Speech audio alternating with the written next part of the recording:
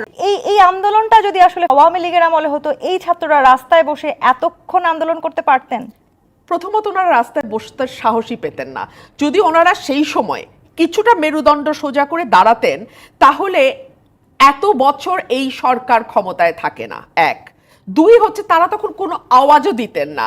যেটুকু প্রতিবাদ ফেসবুকে হতো সেগুলো বট আইডি থেকে হতো, নিজেদের ফেক আইডি খুলে সেখান থেকে তারা প্রতিবাদ জানাতেন। যে আজকে দেশটা এই জায়গায় এসে দাঁড়িয়েছে, এতে কিন্তু এই ইয়াং জেনারেশন তারাও তাদের ভূমিকা অস্বীকার করতে পারে না। আপনি গত 15 বছর করতে পারেননি, সেজন্য আপনি এখন 5 মাসে পুরো শহর অচল করে, পুরো শহরের মানুষ জিম্মি করে আপনার যখন যেই দাবি নিয়ে ইচ্ছা রাস্তায় বসে যাবেন।